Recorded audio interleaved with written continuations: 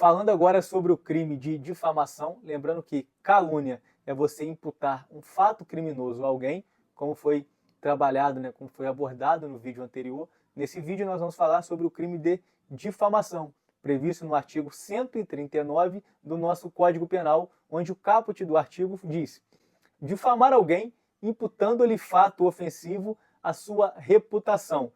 Pena, detenção de 3 meses a 1 ano e multa.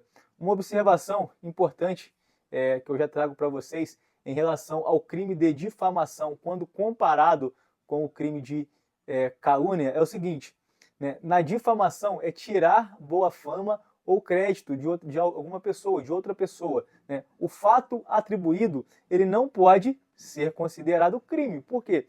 Se o fato atribuído, se ele for considerado crime, nós não estamos diante do crime de difamação, mas sim do crime de calúnia. Lembra que calúnia é você imputar um fato criminoso a alguém?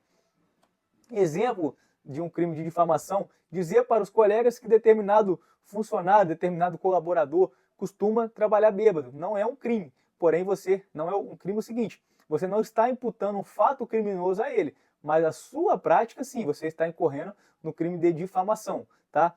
E sobre a exceção da verdade, que também abordamos no crime de calúnia, aqui diz o seguinte no parágrafo único: a exceção, né, lembrando que a exceção é você provar o fato atribuído. Da verdade, somente se admite, então aqui eu só tenho uma condição de exceção da verdade, tá? É qual? Se o ofendido, se ele é funcionário público, ou seja, se você ofende um funcionário público e a ofensa é relativa ao exercício de suas funções.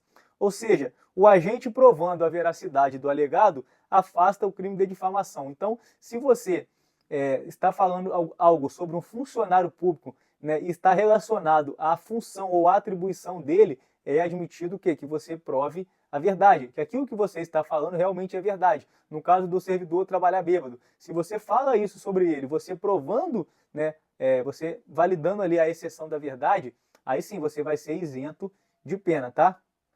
E o que temos aqui em relação calúnia e difamação. Antes da sentença, ou seja, antes da sentença irrecorrível, o réu, né, o acusado, se retratando, ele fica o quê? Ele fica isento de pena. Então, antes da sentença irrecorrível, tanto no crime de calúnia como difamação, se o réu, se o ofensor, se ele se retratar, né, ele fica isento da pena.